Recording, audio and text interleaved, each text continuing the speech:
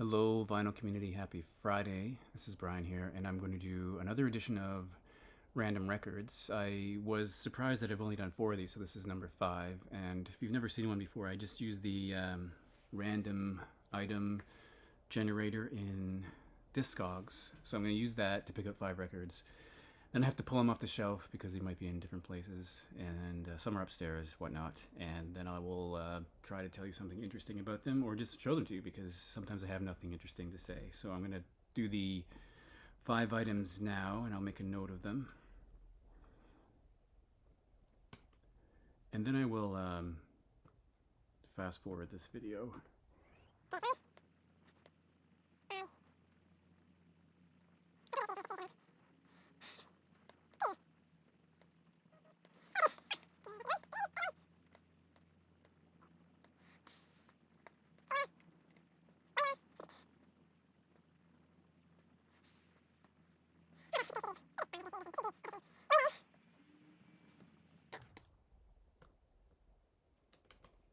That's 5. Now I have to pull them off the shelf and bring them back here, so I'll be back. And yeah, I'm back with the 5 records that I've chosen randomly from the shelf. It took me some time, and let's get to it. So the first item is from, I will say band, but it's not really a band.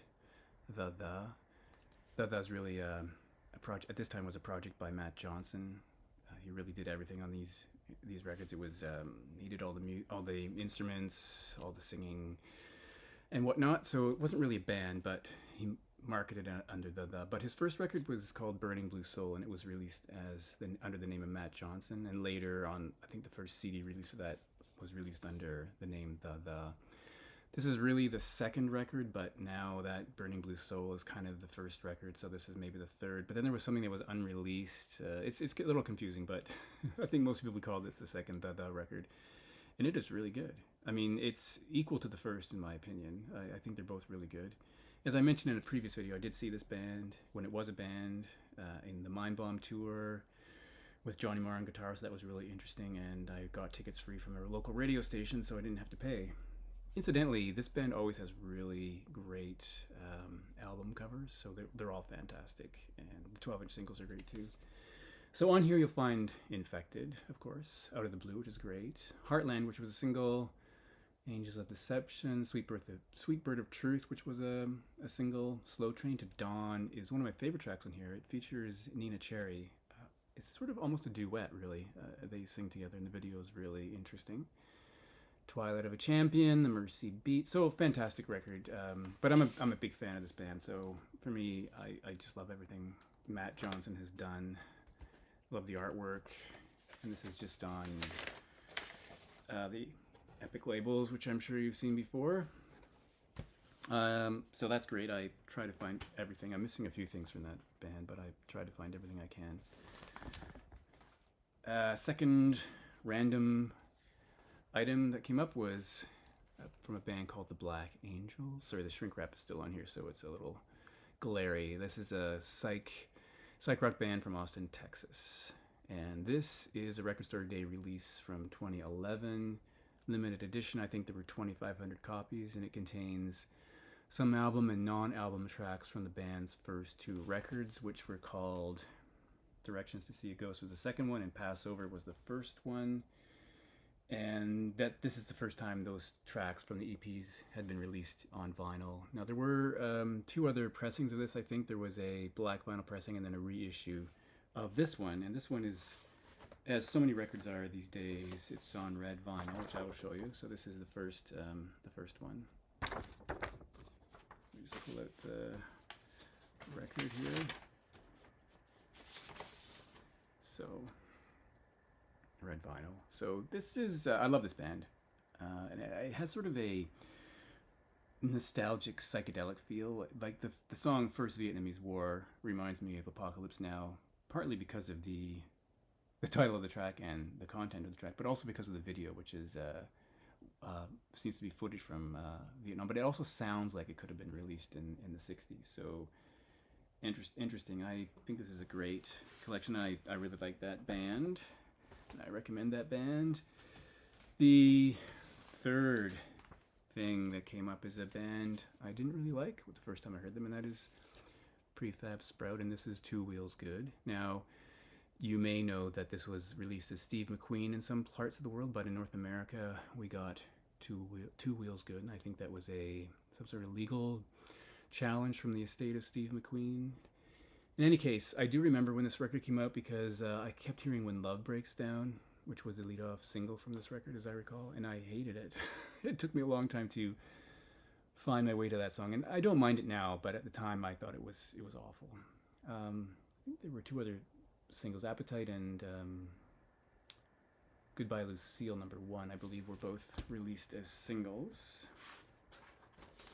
So nowadays, Prefab Sprout is really just Paddy McAloon, and he looks a bit like Santa Claus. If you look for a recent interview with him, he's got a giant beard and long hair, so he looks really interesting. As opposed to what he looked like here, he looks quite different.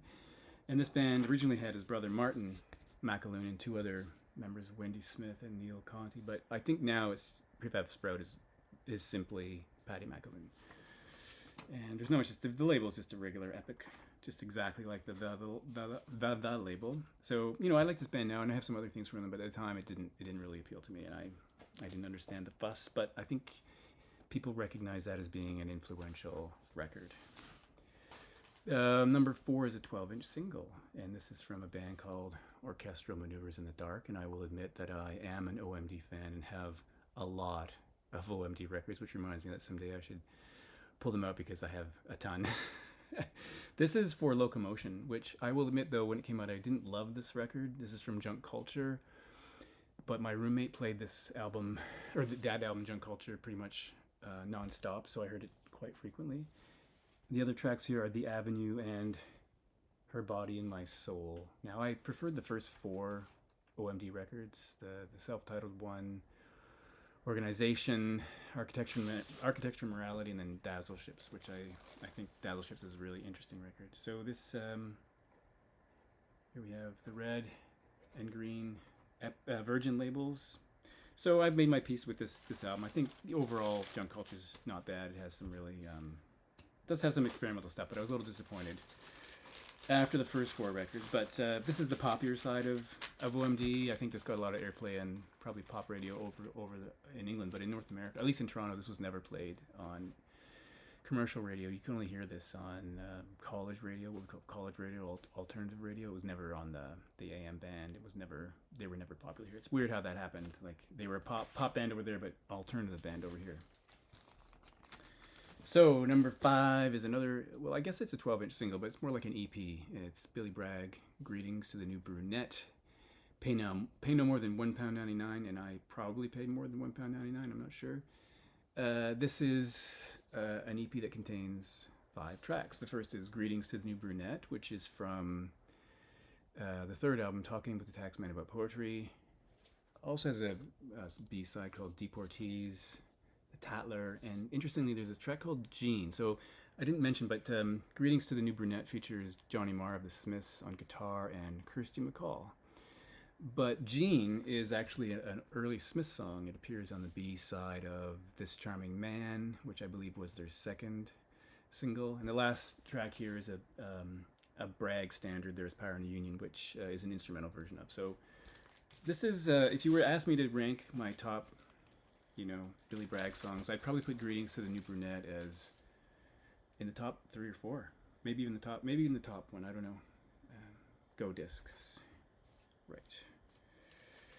So again, I have a lot of Billy Bragg. I think I have everything, but he's not for everyone. Some people hate him, some people like him. I've seen him in concert like 6 times, maybe. I've met him twice.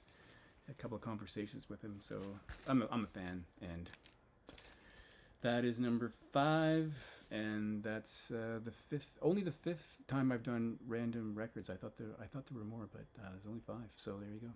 But thanks for watching.